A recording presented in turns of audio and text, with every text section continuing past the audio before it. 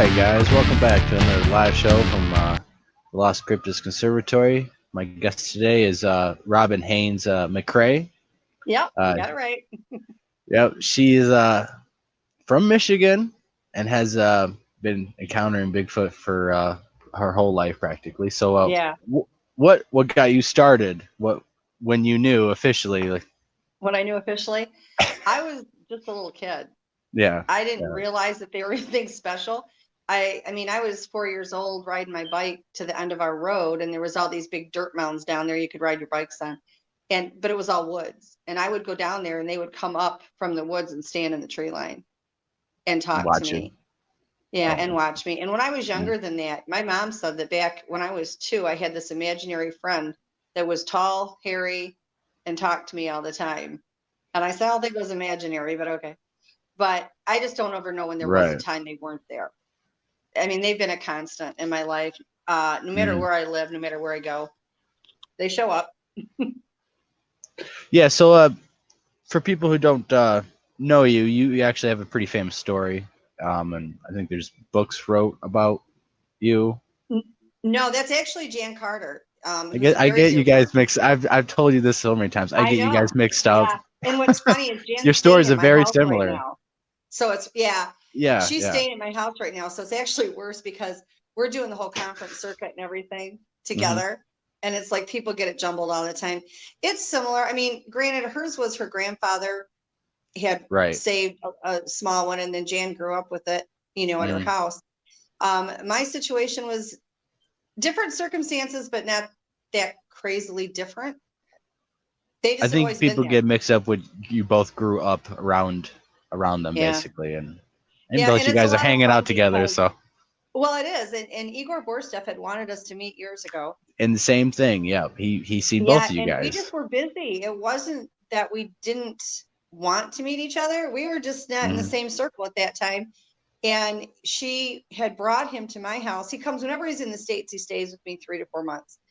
And she was bringing him over to my place when we finally got to meet in person. And we just hit it off big time. And it was really great because I could understand what she goes through. She can understand what I go through. And both our clans actually of Foots actually get along pretty decently, and so that helps. But yeah, I mean, we've had a lot of things that have been alike. I mean, we really have. Right. All right. So, going back to your story, you grew up here in Michigan, northern Michigan, and you started having encounters very young. When did other family members say, like your dad or mom, notice or know? As a Well, kid, you were taught. Yeah, I'm sure you told them and stuff. oh yeah, when I was 4 years old, I told my mom and dad all kinds of stuff about the Bigfoot, about the ETs, you name it. I could tell my mom and dad about it.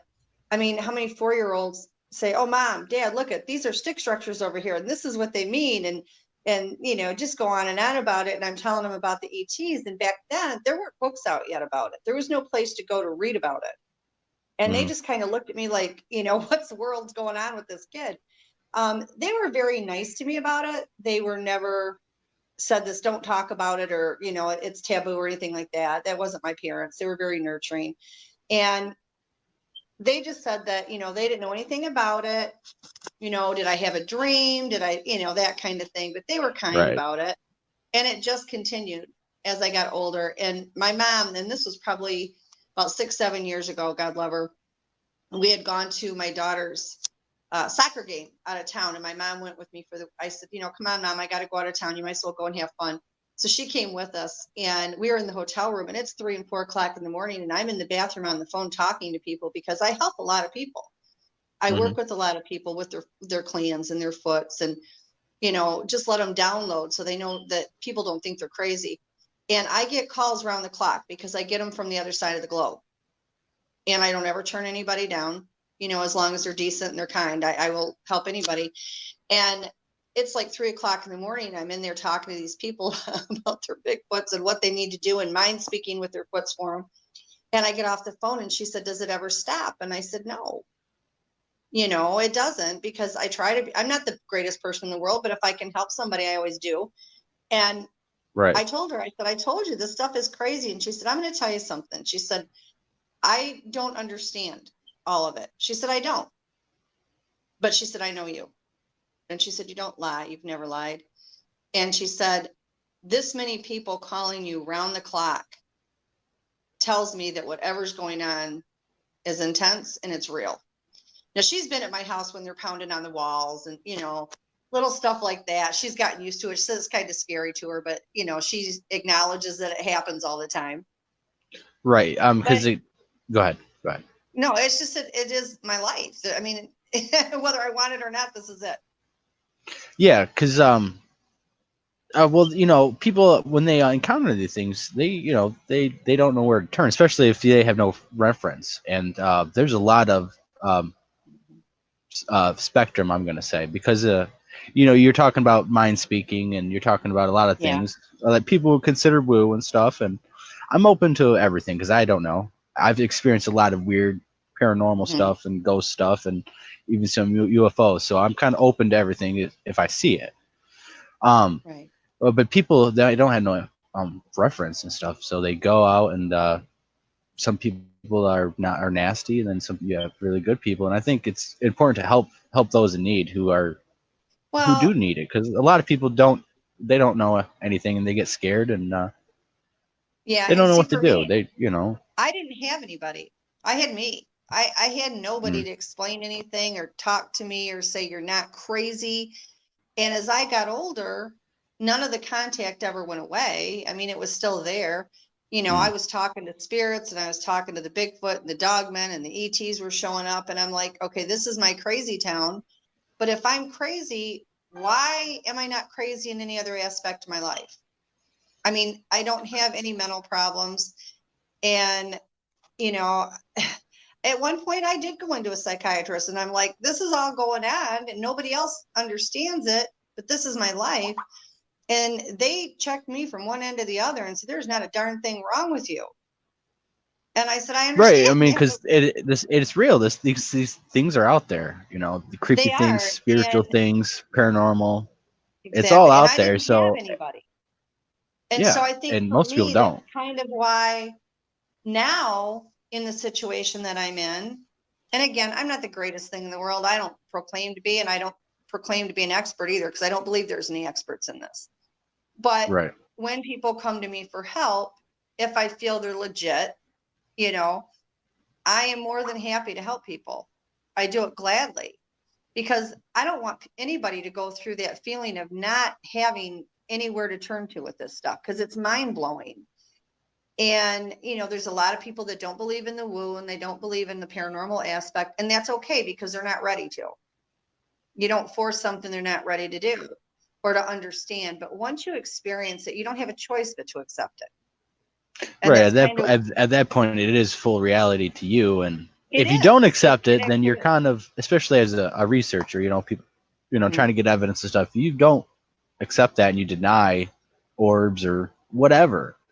You're taken away from your actual research and evidence, and it doesn't. You're not gonna get the full picture. Yeah, there's a gentleman on Facebook the other day, and he was trying to tell me that they don't exist, the Bigfoots don't, and going on about it. And I don't get upset. I don't get worked up about that. But I did tell him, I said, I'm not an expert, don't claim to be. And I said, I'm not going to prove to you anything. What I would like to see happen is you prove to me it's not true. Because when I look outside my house and I'm watching them walk through the backyard, or they're pounding on my house because they're wanting me outside, or they're mind speaking around the clock.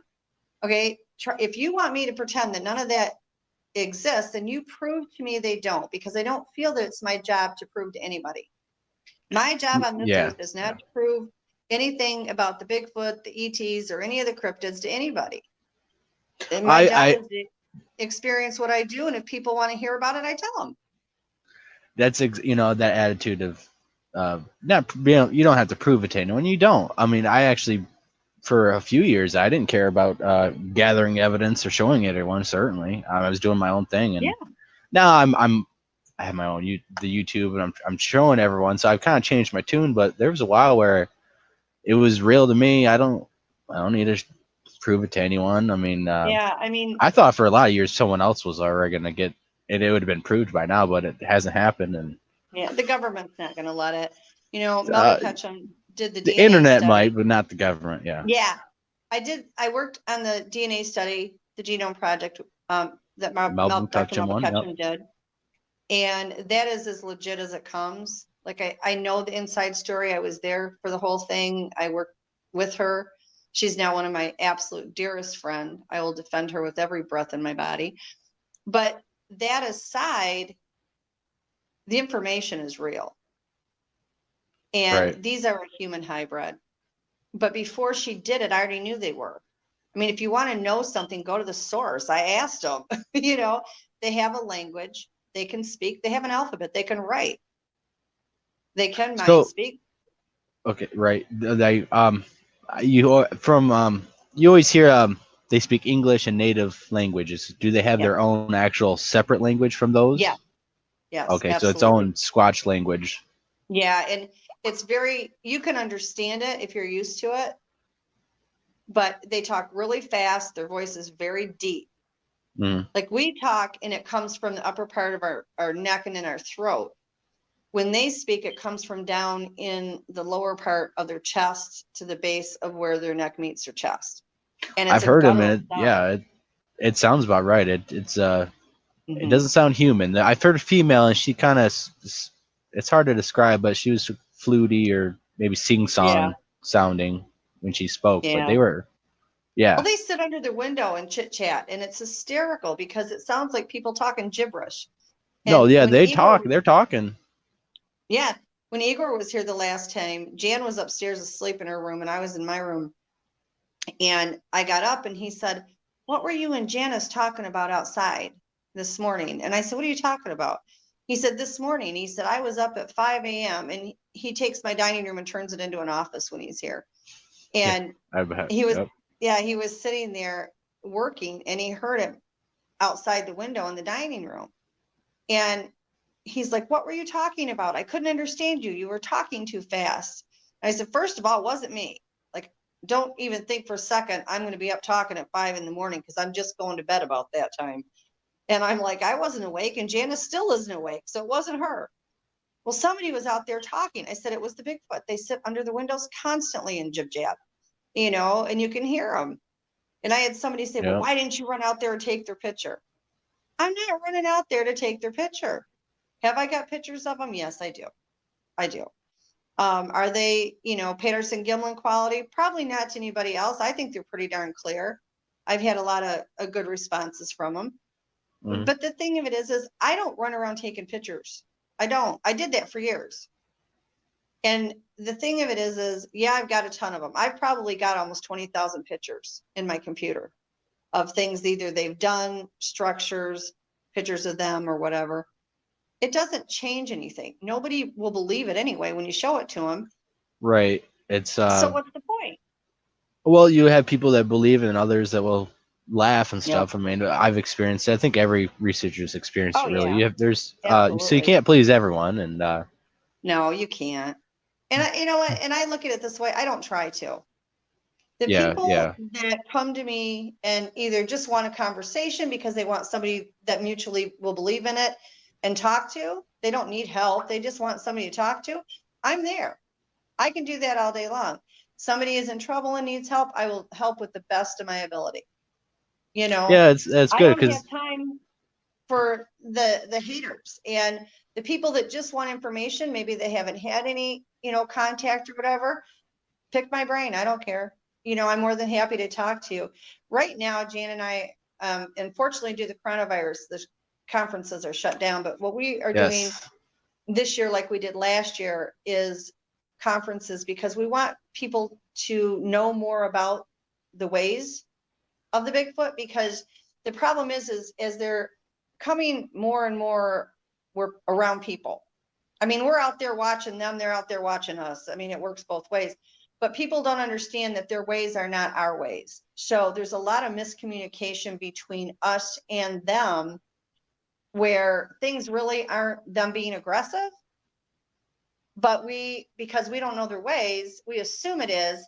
And then everybody's out there with guns trying to shoot them. We're trying to yeah, educate people on the languages and the fact that they are a human hybrid.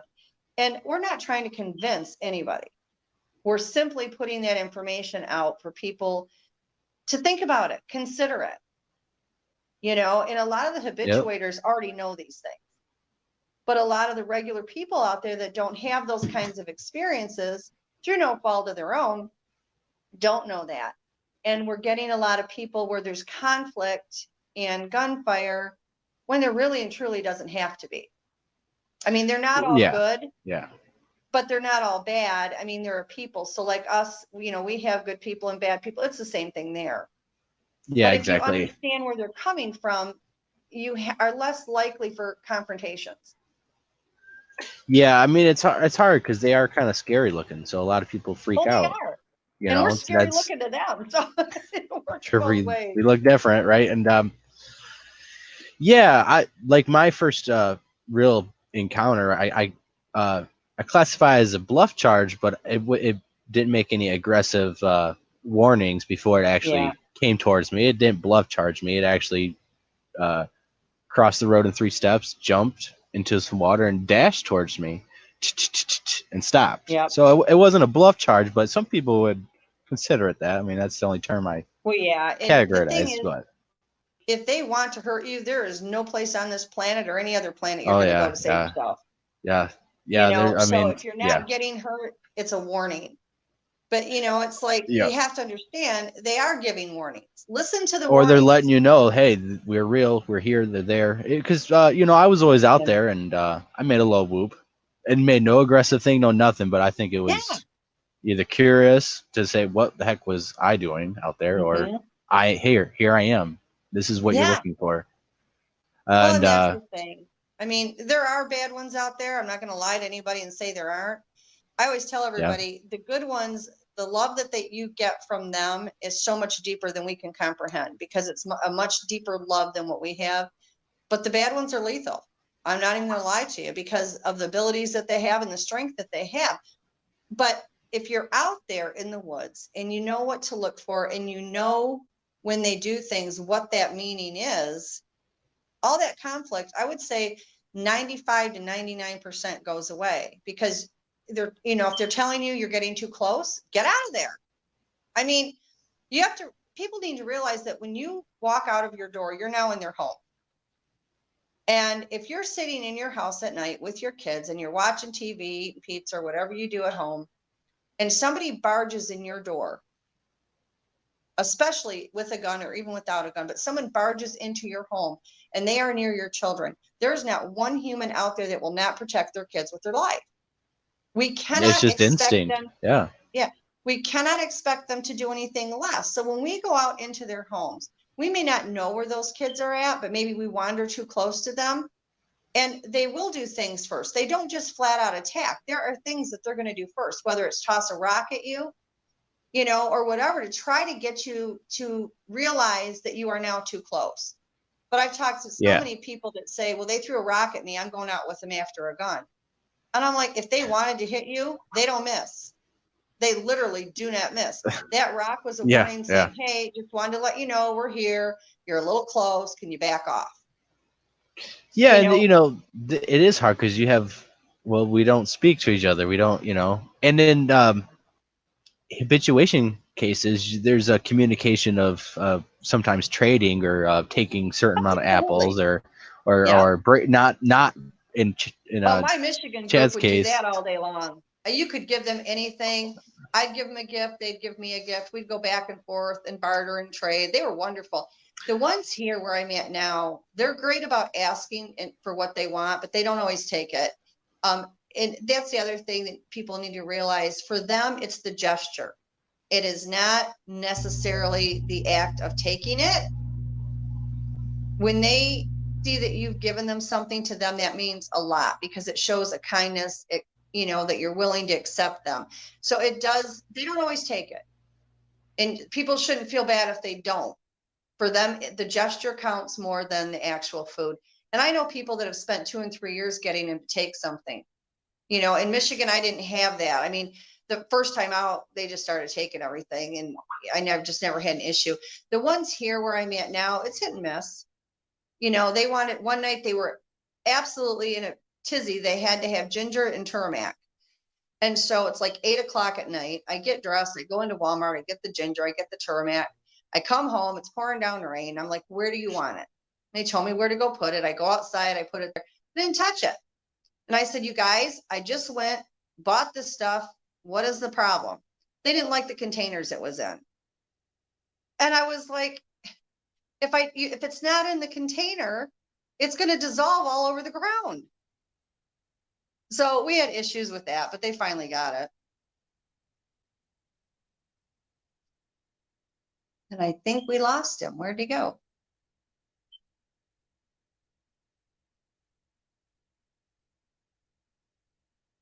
Well, I don't know if I'm still on or he is, but I do not see him anymore. I think we've lost Blake, everybody.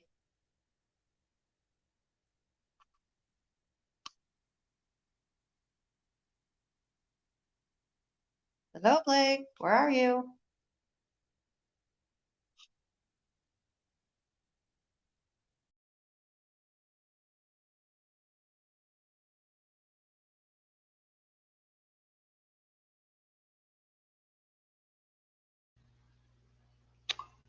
Well, that's good old StreamYard for you. I'm not sure what happened, but looks like yeah, everything's good now. I don't know. It's I StreamYard don't know if I was happens. gone or you were gone. I think we both were. I don't know. It's like every other time, skip a few, something will go on with StreamYard. I don't know. We have that problem with the podcast too. I'm a co-host on Scary Cast on Thursdays, and we get that. It's either really good or really bad. There's nothing in between. Right. So what? You have a podcast. You have a Facebook group, right? Communication. We have International Society of the Forest People's Communication. We have that. And like I said, we are going to, in view of the problem with the coronavirus, we are going to be doing online conferences. So that way we can still get the information out, but in a little bit safer way for everybody. Yeah, exactly. And because people are bumming out. I know a lot of people are bumming out here in Michigan. They're canceling the one in April, maybe. I don't know yet. It could change, hopefully, if things get better. Yeah, I'm that's sure the one that Phil Shaw's doing, correct? Yes. Yep. Yeah, Janet's she's actually going to be there, but she is at the point right now because of the coronavirus of backing out. Yeah, so, I know. I don't know that she's made any decisions, so I haven't. Quote me, but I know last time I heard, they were, waiting because every day is different. So hopefully, yeah, I know we did one at Clemson University, and we were so excited about it, and they had been really excited about having us there, and there just was no people to do this. And we had another one that we did that was supposed to have quite a big turnout, and we've got nobody. And it's just because people are trying to avoid anything that's going to put them in harm's way. Yeah, these next this month was total shot. If any conference, happened earlier, they got lucky. But yeah, we were scheduled for one the first week in April in Myrtle Beach, then Georgia the end of April, and then we were set for Tennessee and North Carolina. And we've had to postpone everything. Like I said, we're working right now. Hopefully we'll know more in the next few days about doing them online. And what we'll do is for anybody that purchases a ticket for it, we'll have a certain group so that only those people are admitted into the group. And we'll go ahead. We'll do the conferences. There'll be myself, Dan Carter, William Henry, and we'll see what we can get done. My husband, Pat McCray, will be on there too. He mind speaks. He's brilliant, just brilliant at it. We all mind speak anyway, but he's really one of the best I've heard. he's well, that's great. That's a great alternative because this is a big problem. It puts everything on hold. I know. Well, and I think it's important that we realize the cryptids are not immune to this. They are at risk as well. When you're out in the woods, people, automatically assume, I'm not around crowds. I'm out in the woods. It's fine. No, you're not.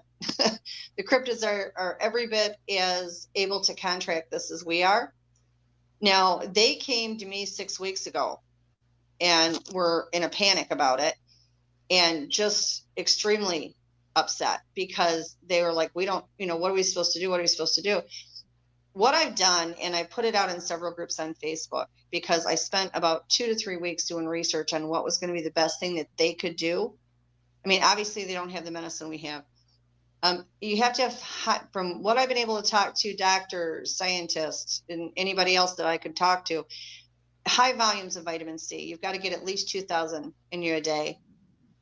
Don't count on it from fruits and vegetables because the fruits don't carry a high enough concentration of it. Now, the Bigfoots have to find this out in the woods. And what we've been telling them all is pine needles.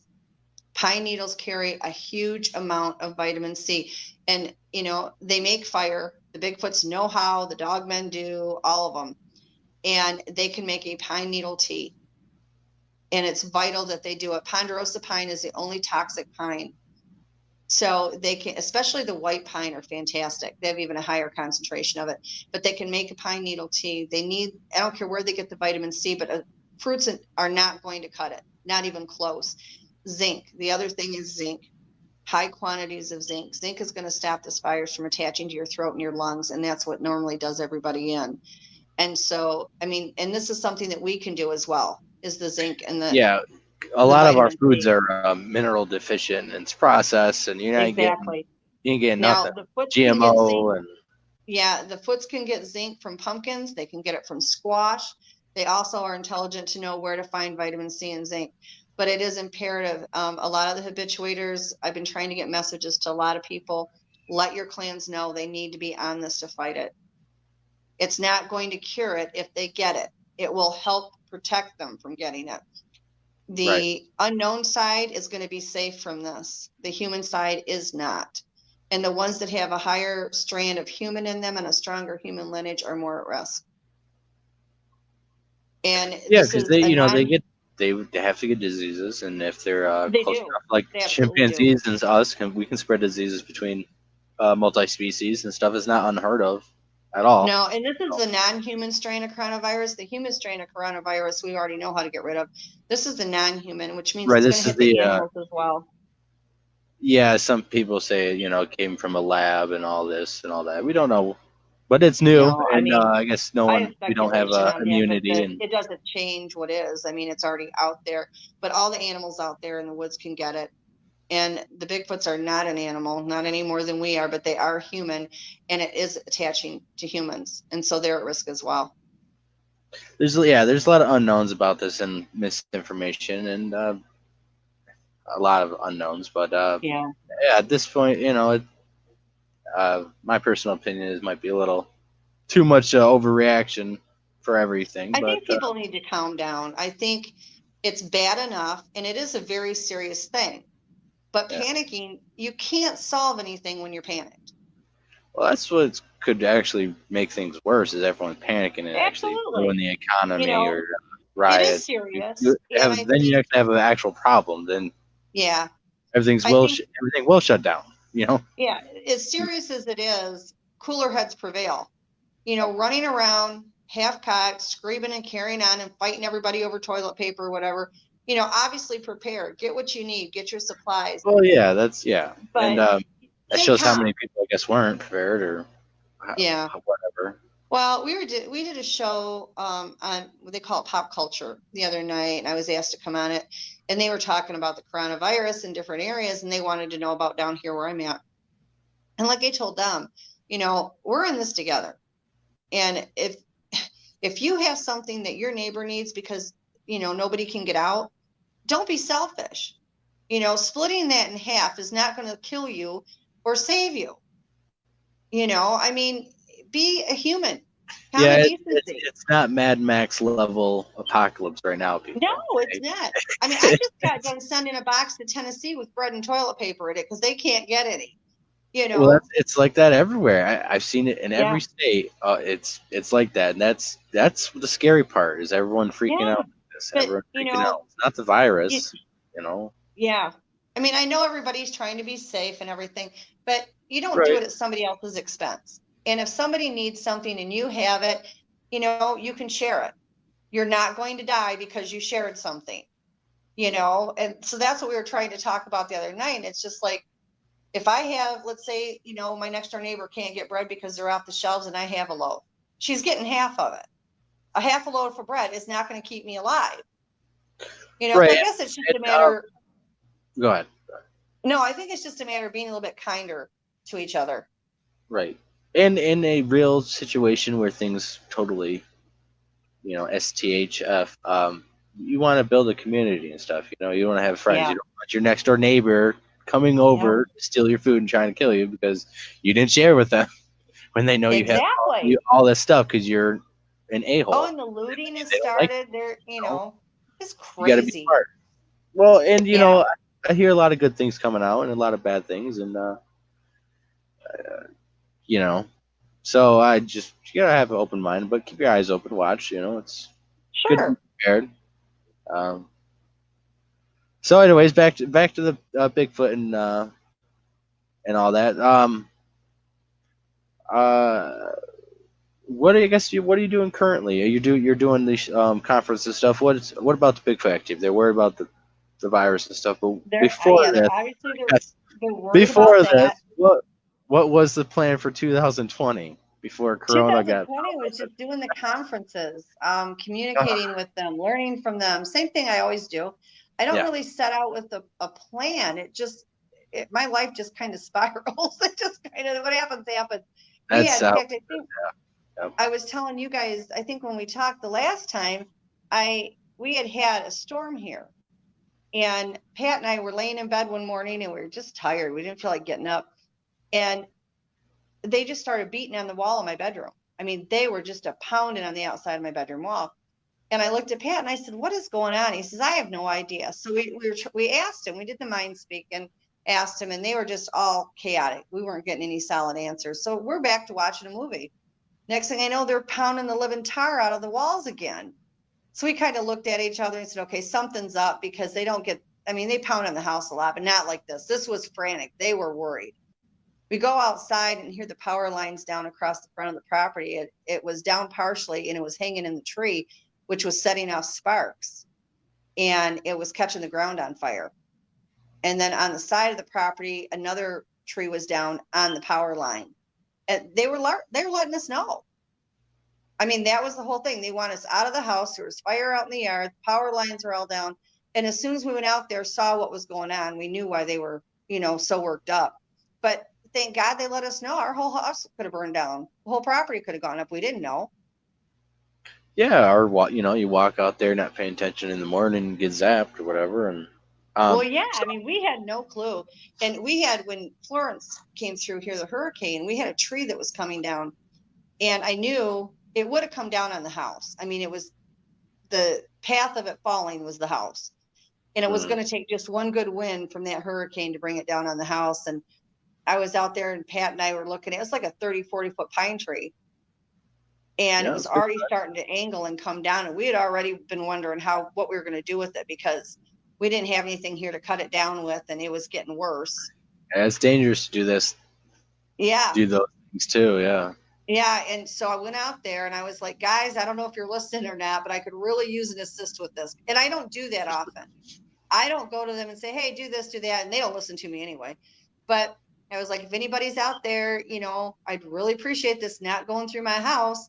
And later on that day, we were in the garage and I heard something fall, but it didn't land on the house, whatever it was. I just saw this big, huge wind came through the window in the garage. And I thought, what is that?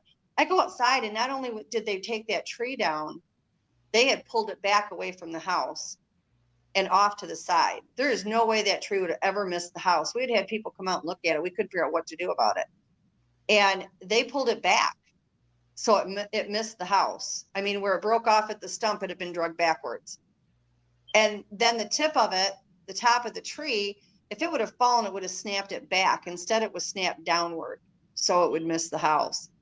And Igor came out shortly thereafter and saw, he was amazed. He's like, "I cannot even believe this. Do you understand? This would never have happened like this." I said, "Yeah, I know."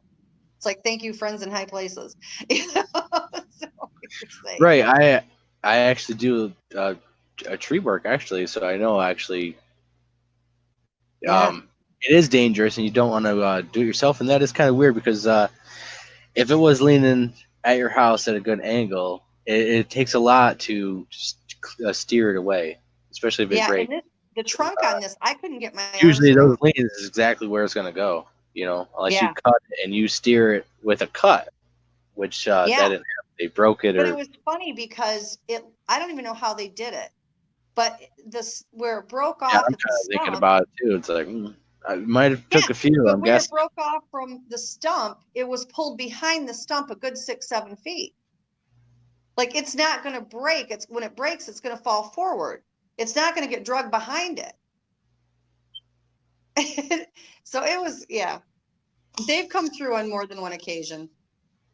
All right, So the big question I'm sure everyone's asking who's watching this, and they're not on the woo side, is like, what in the heck? How are they speaking to you? What happens? Say I go in the woods, and what happens for me to know I'm getting mind spoke to? Because I've Okay, never mind experienced. speak. The thing is, and I've taught a lot of people to mind speak. I've done it my whole life. I didn't realize it was a thing. Okay. I don't know time I didn't do it. So for me, when somebody was saying, oh, wait till you start mind speaking with them. And I'm like, oh, wow, I can't wait. And then they had said something to me and I told it to my friend and he said, you already heard that? You know that? I said, well, yeah, they tell me that all the time. He says, well, that's mind speak. And I'm like, no, I was all excited because I'd always done it. Um, Right. People expect to hear words in their head. Okay. And I'm not going to tell you that can't happen because that is one form of it. Mm. But number one, that's not the only way. And everybody mind speaks differently. In my case, I get it all different ways. I know some people that only get pictures, like a picture in their mind. They don't know where it came from. It can be a picture. It can be what looks like a movie. All of a sudden, a movie just starts playing in your brain and you're like, why? Where did this come from? It can be a feeling that you get. If you're walking in the woods and all of a sudden you just get nothing but a feeling of pure terror, that's a form of mind speak. Okay. They also will project that fear on you too, but it still comes under the term of its mind speak because it's a thought or feeling that's been controlled by the mind and put into you through the mind. You can get a feeling, but when you get that feeling, you get the entire story. Perfect example. I was out in the woods one day and I was out with my regular crew and I was fine. Next thing you know, I had this intense feeling of fear, not on myself, but coming from them, and they were frightened. And at the same time, I instantly had the entire picture. There was somebody else in the woods beside me, and they had walked over by where the kids were at, and the mom was terrified that they were going to find the babies. So I went over there and I caused a distraction, and she was able to get the kids out. But the thing of it is these things can come to you in many ways. Anything, a random thought, feeling, emotion, picture, image, words, all of that is a form of mind speak. And I think everybody has probably had it at one point in time or another. And we have been taught and told that mind speak doesn't exist. Thousands of years ago, everybody could mind speak. We've just been dumbed down. We've been told it doesn't exist and we can't do it. And we simply can. It's something as easy as, let's say, if you have a roommate, wife, boyfriend, girlfriend, whatever, and they go to tell you something and you automatically know it, that's a form Right. of mind speak. I think Because I've experienced that. I think a lot of people experience that example. yeah, exactly. And it's because the brain connects before we actually realize what it is. But anything that is random like that is mind speak. You'll go to do something and something inside of you will tell you that's a bad idea. That's mind speak. Somebody's told you something. Listen to it. Oh, But okay. So I guess my next question is how does one discern that from, say, an evil spirit or some other cryptid or something else that's trying to I can deceive tell you you? my case. Because if Okay, I go out there and I start, say, I get extreme, something's talking to me, Mhm. I'm not gonna first. I'm gonna be my guards up. I probably won't assume it's Bigfoot. I'm probably gonna assume it's not nothing good, just Mhm. because that's how I am until proven otherwise. Now, how can I Well, decipher that from this and that and what else? first off, you're extremely smart because once you get mind speak, there's nothing out there that can't mind speak to you. Okay. And by that, I mean good, bad, evil, whatever, anything can mind speak to you. What I encourage people to do, number one, if you can't differentiate it, don't respond. You just simply don't respond. But the other thing is, everything on our planet is energy based, including the Bigfoot, including other things. And you can read energy just like you can read by, we get so used to looking at each other, we recognize each other by looks. You don't have to recognize somebody by looks. You can do it by their energy.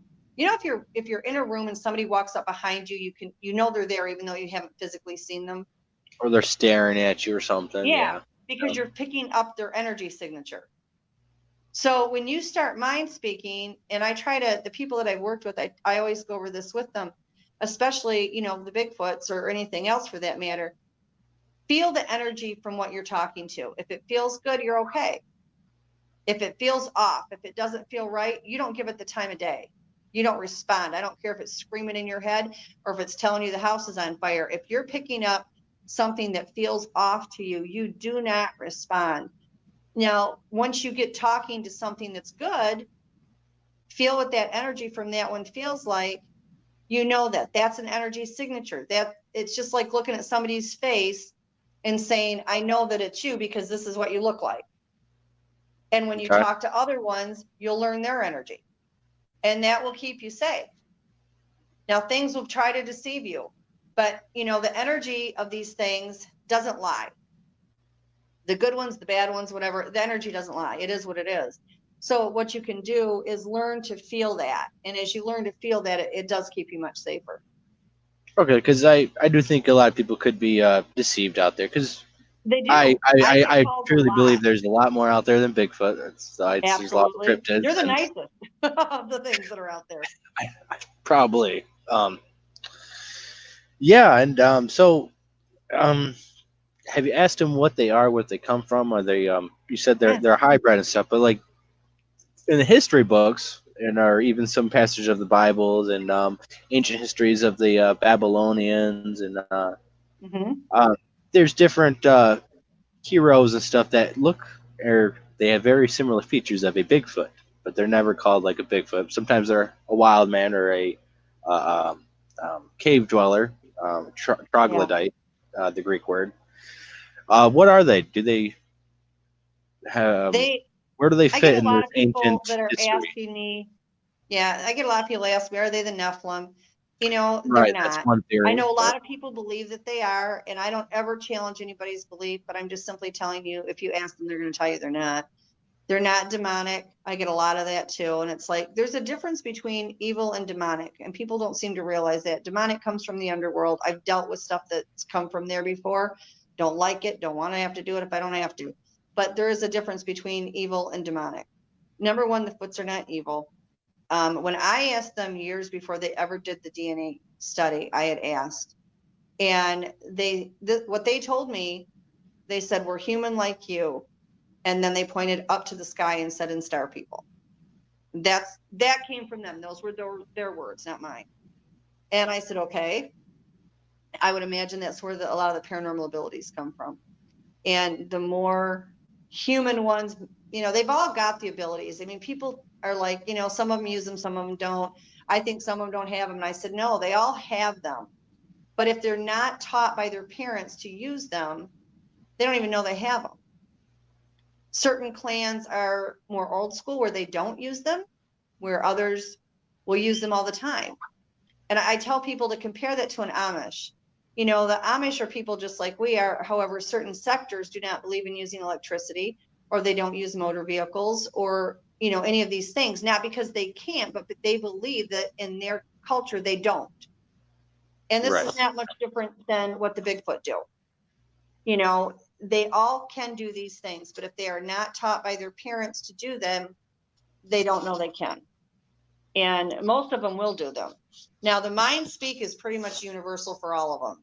I mean, that's just a form of communication. They have their language. They have mind speak. They speak in our languages. There's various things, but they do. But as far as a lot of the heavier woo stuff, it depends on your clan. I get people that contact me and they're like, well, the ones here don't ever do any of that. And I said, it's not that they can, it's that in that particular clan, again, it's similar to like the Amish, certain clans will use different ways. Right. And that's a good example. Is that people have been doing that, thousands of years. As you teach your kids what you know, and you develop.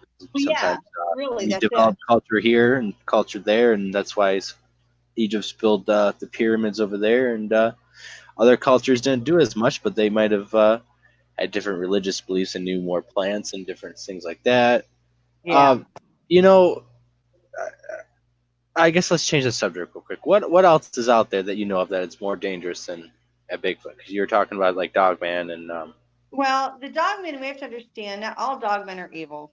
I mean, I've got 3 or 4 of them around here that I think the world of. I had some in Michigan that were very helpful in a time that I needed help. I had actually had somebody that wanted to catch me, put me in a cage because they knew the Bigfoot would come running and that way they could catch the Bigfoot. So fortunately, I found out about it before it happened and the dogmen helped put a stop to it. But there are people that say that, they're just excessively aggressive. Number one, the government has created some, and those one are highly aggressive. My understanding, what I know about it, is it was to be like some kind of super soldier, that went wrong. But the normal everyday dogman is not as bad as everybody thinks, and they are more stoic. They don't have Bigfoots have a wicked sense of humor. I mean, oh my God, they have a terrible sense of humor. you. It, Dogmen, it seems that way because yeah, yeah, it seems that way. Let's just say that. yeah, and the dogmen really are not as funny. They are less inclined to want to be around us, but they're not necessarily aggressive. I've not had any problems. I mean, I know like Land Between the Lakes, that's an area that nobody should go because a lot of them there, they're cannibalistic. That's why they're all grouped together over there. Um, I just really don't have the issue that people have with the dogmen. They So, are grumpy. They want to be left alone. They don't want to be bothered. what are they? Because when I first heard about it, I thought they were misidentified Bigfoot, but now it seems like there's They're different their own types, race. like you were saying, from basically a Bigfoot body with a dog head to a Yeah. actual My timber wolf that stands up and walks. So there's yeah, my different speculation all it in would between. be they're going to be a canine hybrid is what they are. They are a separate Are they entity than the Bigfoot. Nephilim? Because it gets in the No. whole thing is people are going to say, well, the Sasquatch told you that they came from the Star People, and the Star People would be the fallen angels, and they are Yeah, the these Nephilim and none of all them are this. fallen angels. No, But they're not. And the Dogman, because ancient Greeks wrote about it. I think there was some medieval Anubis. text about dog-headed people, or Mhm. some people think the Canaanites might have been dog Yeah. No, canines. it's really not anything that Um, complicated. But they aren't fallen angels. They really aren't. And then, I get a lot of the Nephilim, and I know people that firmly believe they are Nephilim, and I'm not even going to try to change their mind. Everybody's entitled to their opinion, but they're not. They simply aren't. And they are a highly religious people, to be honest with you. They really are. They believe in Creator, which would be our God. They worship Him. They answer to Him, as do the dogmen. And they I mean, they have their own religious ceremonies. When they bury their dead, they'll go through an entire ceremony to bury their dead. I mean, they're just not these things that everybody thinks they are. right, like Um, raging beasts that. they're Well, I just guess they're not. even more scarier looking than a Bigfoot. I guess that maybe Yeah. that's why you I get mean, I the think they're more reactions. reclusive than the Bigfoot. They really don't want to associate with us, the dogmen.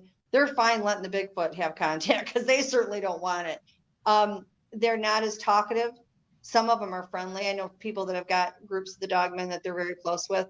I've had 2 or 3 that we've been close with, and I've got, the ones around here that God love them. They've been just wonderful, not had any issue whatsoever. So it just depends on which group you're associating with, and what that contact is going to be because they're all individuals. But I Right, think they're going to come out. I mean, Dr. Ketchum has got samples and has done testing, and she has not released that yet because the testing isn't done. and that's But going to be my that's my own well, opinion is it going to be it's going definitely to come different back canine and results. human. It's going to be different What? results. Yeah, I was going to say you think it's different results than the Yeah, they're Bigfoot. not going to come back like the Bigfoot. I think what it will come back and this is only my opinion, this is not anybody else's results by any means. Yeah, I'm just asking your opinion. Yeah, they're going to come back a canine hybrid. It's going to be a canine and human. Well, that will be interesting. It's just going to add more fuel to the fire, I think. Yeah, and you've got the goat man that's going to come back, goat and a human cross. The ETs are constantly making more hybrids to drop off down here. We've got cat people, which is a canine, or not canine, feline human hybrid. I've got a picture of the head-on one that was out in my yard. So I will stop you right there, because again, people are going to stop and say, well, those aliens they're the fallen ones. They're demonic, and if they're making these creatures, then they're offspring, and I guess no one really knows, right? But it seems like to me, if aliens came here, I always like to say this because I've had a lot of experience, and I used to be into a lot more, and I'm not anymore because it just seems they want to deceive you. And if aliens are coming here and they're so advanced, they don't want to come here and to probe you, okay, to do that each and every time. You always hear that. Well, they don't need 50, 100 million people to do that once they've done it a few dozen times, or with cows and stuff. To me, it just seems like it's deceptive. That's my own opinion. Yeah. But I don't know. Who knows? I don't think we're ever going to know what the hell they want. I mean, you hear about different stuff. And there's a billion different races of them. So I mean, it's hard to pinpoint whether it's true or not. I don't know. But my own experiences, I feel that it's mostly deceiving. I don't know why. It's just how I feel inside. Yeah. So I kind of steer away from it. But if it happens when I'm out researching, I'm going to take note, and I have. And you got to be careful. You get out in the woods, and you've got open portals are out in the woods, and we get a lot of people that disappear, and a lot of them are because they went into them. That brings me to, I guess, the 411 stuff is it's across the board. You can't just say it's Bigfoot because there's some stories. Certain stories that there's no way Bigfoot is doing that. Or there's some in the city where guys he's in the bar and camera and he never leaves. Well, that's not a Bigfoot. No, and I'm not going to say that the Bigfoot haven't done anything. I think it's a mixture of a lot of things. But it is a lot of things. I mean, you're talking about, like I said, the Bigfoot are the easiest ones to get along with, But there are these. Yeah, it seems. Go ahead. I'm sorry. There are portals out there, and you see, like, especially in the 411 books when they're up in the mountains and stuff. There are. And you've seen where they are saying that people have encountered random steps out in the woods for no reason. And they go up these steps and they're never heard from again. They're going into portals. And, to say how to figure out where there are for everybody, I couldn't do that. I mean, I can see portals. I know how to find them. I've got one that's active that's out next to my garage. I have pictures of things coming in and out of. But 90% of the time you can't even see them. And I think people walk into them. And I know of people that have started to walk in them and gotten out of them. I mean, I've gone through one, and that was years ago. And the Foots have tried to get me to go in them again. And I'll say, okay, can you promise me I can come back? I have kids. I have grandchildren. I have 18 billion animals. And they tell me the same thing every time. They are not made for our human bodies. We cannot promise you that you'll be back. Well, that's right there. If I heard something telling me to go through a portal, I probably want to go through a portal. And that's, no, I wouldn't recommend. I think that's why a lot of people get into the Nephilim thing, because sometimes it seems like these things are trying to deceive you into going away, leaving your friends, or going to the portal, or come play with us, or I'm not saying this, but if you ask them, is it safe? They're honest. Anytime they've ever said that, and I've asked them, and I've got certain ones that I'm close to, and those guys, I'll ask them things, and whatever they tell me, I actually believe them because I know they're good. I've been around them for years and years and years, and they've never steered me wrong yet. But there's things out there that will try to get you to do things you shouldn't. And like I said, the Bigfoot are the least of the problems. Yeah, I agree. There's a lot of other stuff out there, and I think that's what is contributing to the 411 stuff, because he never does say what it is, and he probably, at this point, who knows what he thinks anymore, because it's always changing. New evidence comes to the table, and well, Well, I think If we're you're holding on finding to more and Bigfoot, more it just things. doesn't fit in everything. Yeah, he doesn't. And I think we're No. finding more and more things out there as time goes on and more people are coming forward than they ever have before. We're finding out that there is so much more out there that we have no concept of, and it's not all safe. No, no, it's not.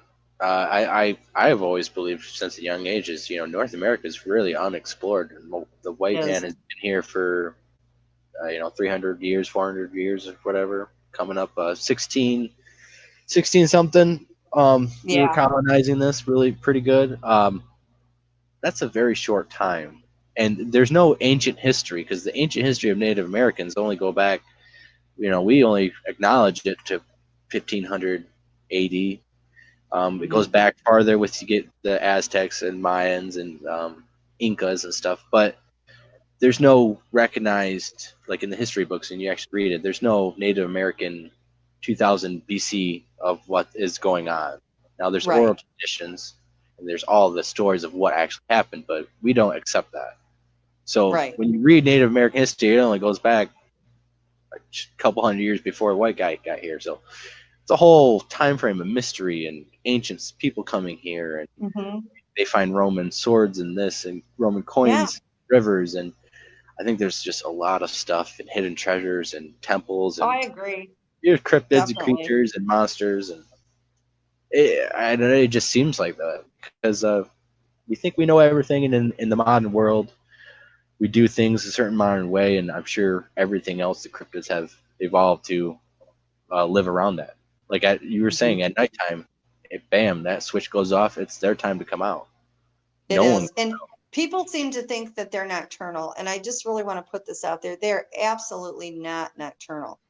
They are active at night because nobody else is around. But I've had all my sightings were during the day. I mean, I've seen them, walking across the backyard in the shadows at night. But I mean, they're not. They are not nocturnal. They do not migrate. They will follow, like in Colorado, people say, oh, yeah, they migrate. No, they don't. They're following the elk herd. The elk herd migrate. Great food sources. I guess so. Where do they live? I mean, you were talking about portals and stuff, but They those, normally they'll go into cave systems. They'll make underground caves. They're really good at going underground and having caves. I've seen them where old farmhouses or whatever that have been abandoned for umpteen years, or old barns. That you see these random barns outside that I've heard that uh, too. And stuff. they'll Yep. get in there. They will make underground caverns. They'll Yeah, get in the caves. there's a Now, when you find yeah. the ones that actually, and I have been there before. They actually took me there years ago in the 90s. They will go in the most intense wooded areas that literally you cannot penetrate. You cannot get through them. And that's exactly why they go there. And they will make these nests. I crack up because people are like, oh, yeah, I found these teepees. That's where they live. No, they don't. That's a temporary thing. That is not where they live. I've actually been to where their nests, what I call a nest because I don't know what else to call it. And this thing was the size of a 2-car garage, and it was built 4 foot off the ground with brush, and the top was woven in it so that it was pouring down rain and there's not one drop of water getting into it. And that's what they will do if they don't have a cave or an underground tunnel or whatever. And they will put it in areas that we cannot get in. So when everybody's always telling me, oh, yeah, I know where they live at. No, you don't. Trust me, you can't get in it. The only way I got into that thing was going through a portal to get into the other side. So I'm telling you, you can't get in it. Um, but they will, and they will find in areas that you just can't find them. And that's where their main home is at. Yeah, no, you're exactly right. They avoid us at all times, and like I said earlier, I don't know everything.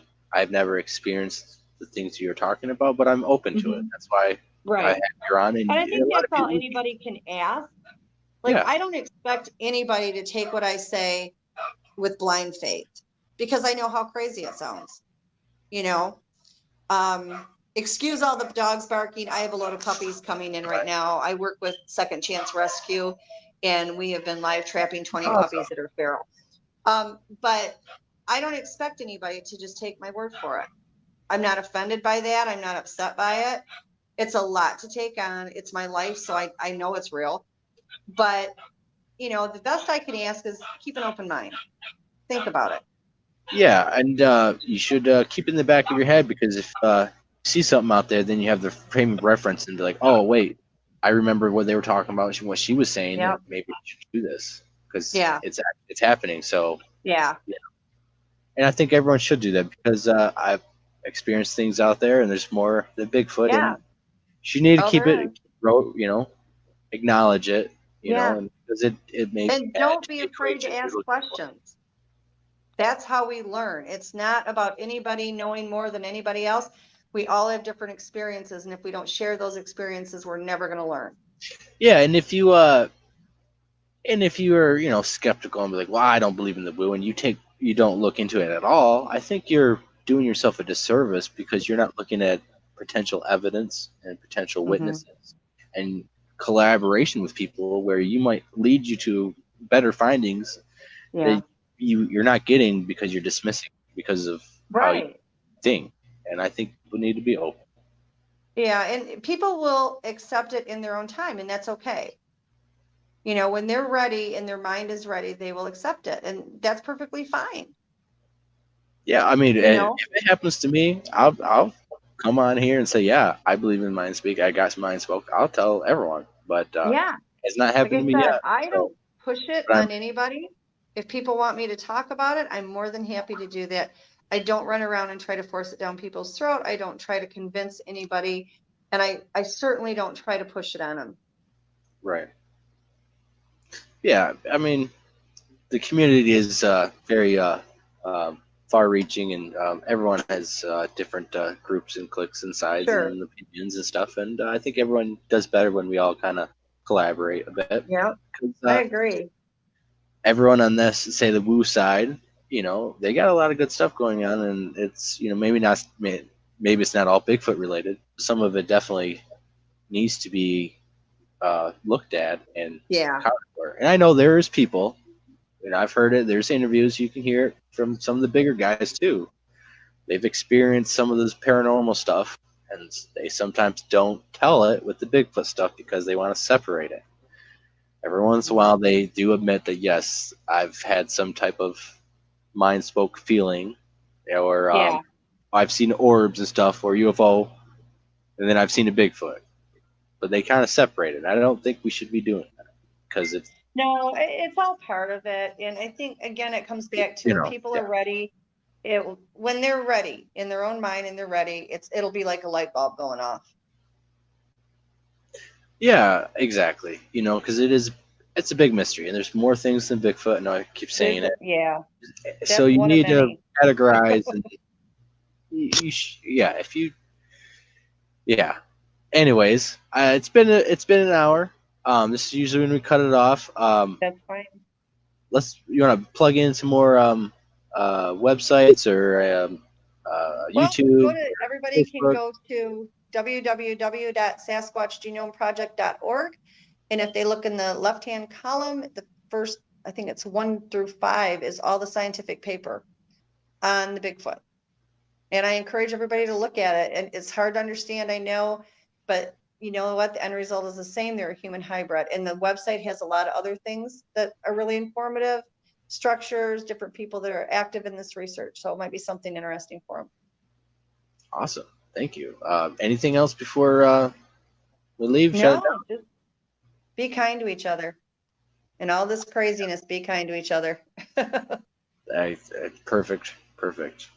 Well, guys, hope you guys enjoyed the content. We're gonna try to be on next Saturday, but with everything happening, no promises. So everyone, take Yeah. care. Keep your head on Be your safe. shoulders. Yeah, be safe, be smart, and thanks for subscribing and tuning in. So tune in Yeah. for more Thanks so stuff. much for having me. Yeah, of course, and I'll have you on again and stuff. So.